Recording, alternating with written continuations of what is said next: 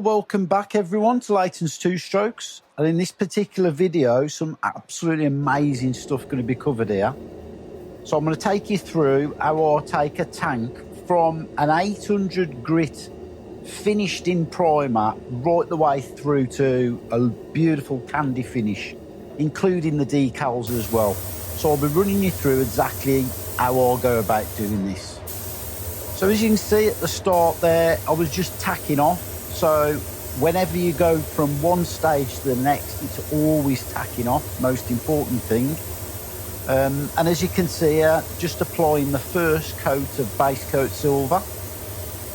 So that's going on, not too heavy.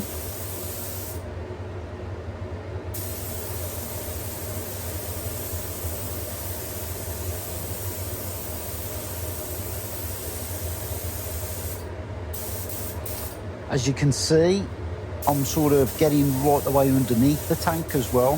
So the way I do this, the way I do this painting, is basically allowing me to do every single stage of paint all the way through the tank, which is, in my opinion, like, you know, the way they should be done.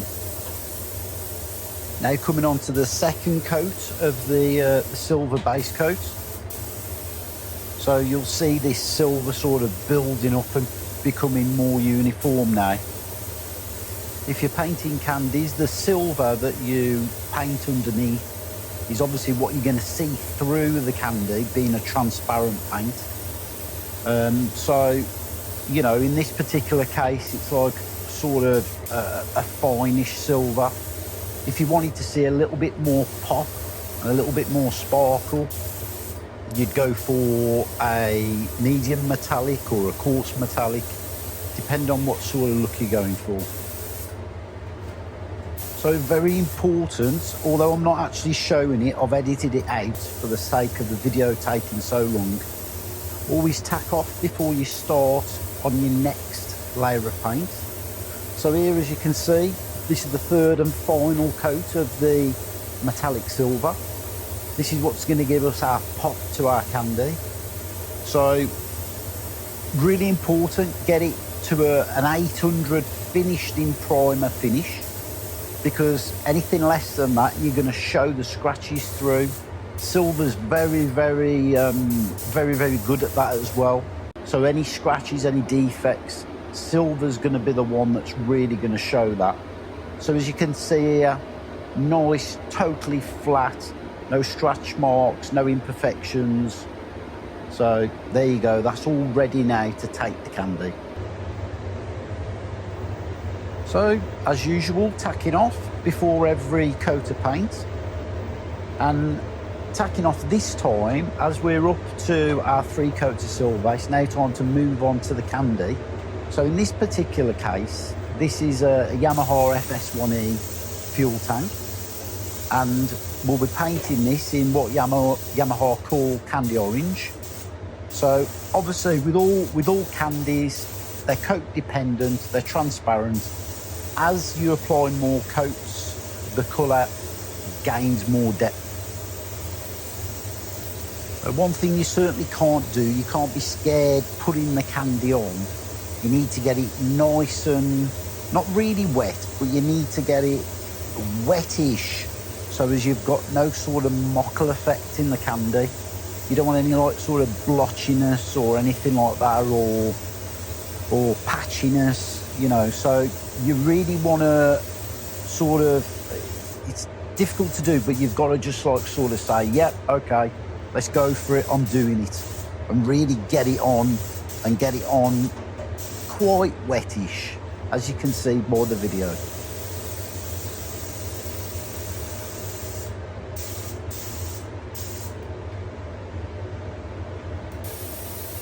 So as you can see as well, I'm sort of continually like got my trigger on the gun, so sort of just flowing with it, trying to flow as much as possible. Obviously with candy, you don't want to be stopping, you don't want any breaks really as such. You want to just keep it going, keep it lovely and smooth and flowing, and build that depth of colour. This particular candy, they call it candy gold. a lot of people do. Its actual name is candy orange, as I said earlier. But it is one of the more forgiving of the candies. If you go into the purple candies, it's a little bit more tricky to do. Certainly holding your gun in one position, it's going to make it really, really stand out with a dark patch or, you know, things like that. So this is quite an easy candy to actually paint anyway.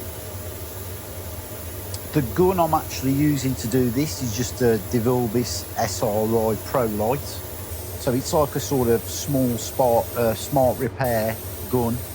I'm running on this, shooting this candy, I'm running 0.8. So not particularly big at all, you know. So, but you can see it's putting it out there lovely.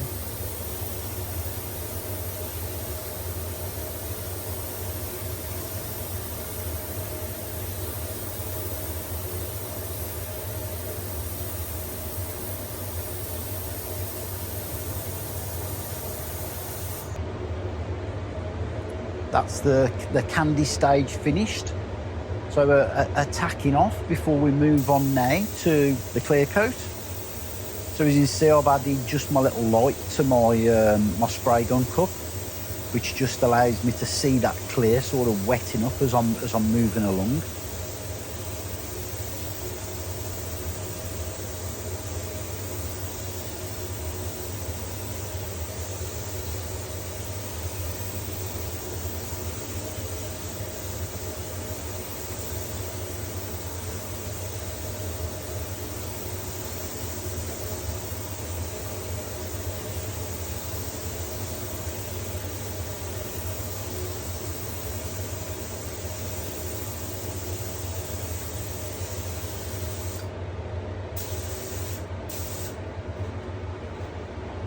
Another little thing I do at every stage, and it's hard to get everything into the video, but if you look, there's little bits at the front and little bits at the back that you can sort of miss off. So the bits I'm just doing now, I sort of get that into every layer of paint. So every coat that goes on, I sort of go back to those areas. And as you can see here, obviously spraying the clear coat underneath, the system that I'm actually using allows me to do that. So I get that uniform finish throughout the coats. So that's the result of the silver base, the layers of candy and the clear coat that's now gone on.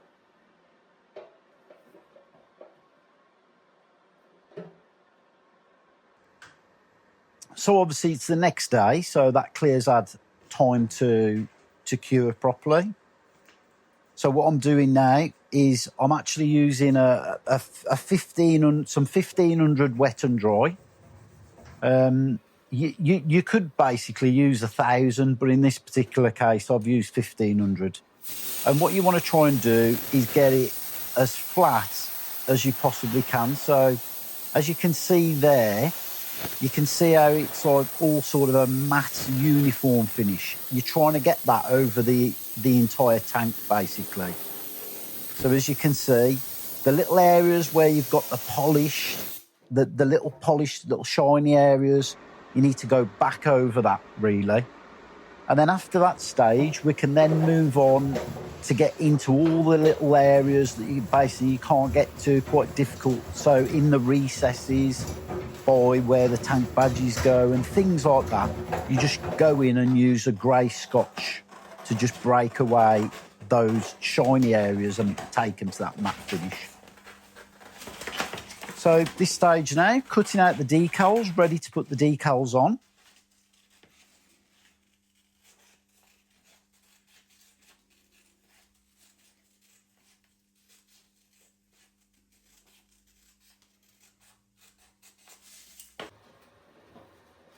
So giving the tank a good wash down here, basically just with soap and water, so fairy washing up liquid and water.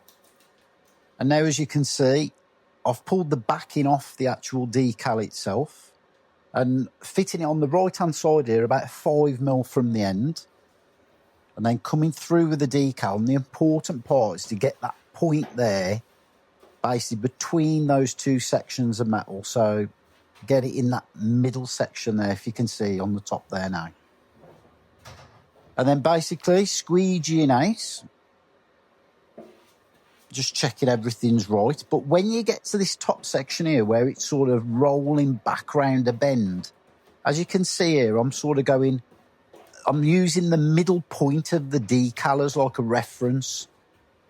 It's quite easy for me to do. It's harder to show, but you want to be pushing from the middle up and from the middle down, as just on the bend there where I am now. If you notice again, I'm sort of doing it as like a half and half thing. So pushing up and pushing down from the centre line. If you try to do it and push the whole decal, you'll just form a big ripple. But the nature of it, the fact that it's got to go through the contours of the tank would do that.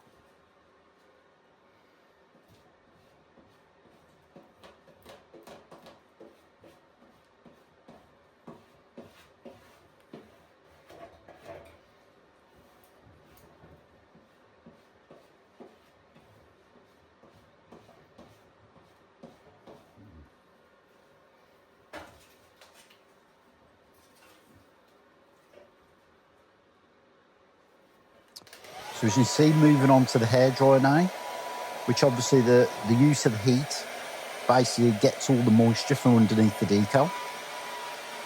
So you can really start to get it flat and get it stuck well to that clear coat. So just moving my way along the decal, generally looking for any little ripples, keeping that backing on though. I want to keep that backing tape on, so it allows us to just keep pushing. So you see again, just working on them areas where it's more prone to get the little ripple, which is on the bend just there where I'm working now.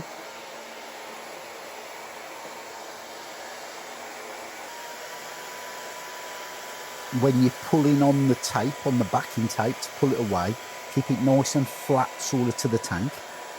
So you don't want to sort of lift it up because you're going to pull the decal off and stretch it. So immediately it's just a disaster.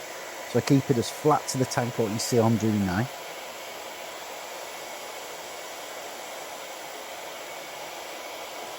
Just pay attention as you're taking the backing tape off. Just look for anything that's sort of not stuck down or a little tiny ripple or anything, and just manipulating it just with your finger just to flatten it out and smooth it out. Applying the heat with a hairdryer. And then obviously, there you go. And as you can see, no ripples, no bubbles. So move on to the next stage. So just giving the tank here a little bit of a wash off with the a microfiber cloth and the water and fairy washing up liquid mix. Now drying off with the airline and just using a microfiber clean towel. Just get that excess water off the tank.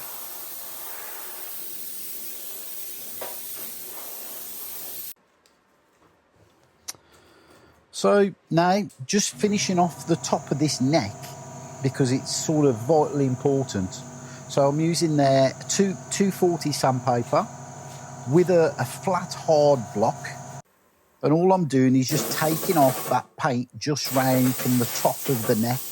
This is important because you don't want any paint coming over the top into that neck area where your cap's going to fit. If you do that, as soon as any fuel gets to the cap, all it's going to basically do is run underneath the seal of the cap, and it's going to take the paint off on the top of the tank. So this step, vitally important.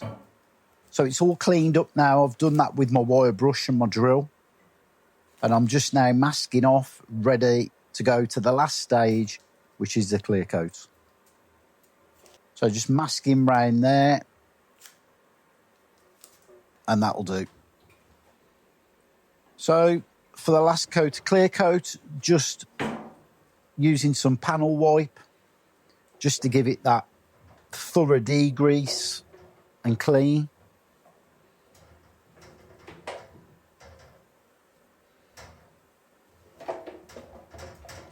And moving on to what will be the last stage for this tank. So just putting some air over the tack rag, just in case there's any dirt or dust or anything on it. So just doing that, and now I'm just tacking off with the airline. Just make sure there's absolutely nothing on that tank at all. And here we have it, the last coat of clear, which basically brings this fuel tank to an end. After this, I did move on to mopping and polishing, but I'll pick up on that on another video because this video is really getting long now.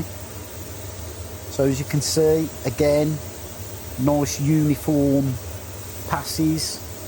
This would be basically a flow coating effect because it's sort of over the top of clear that's been flatted down.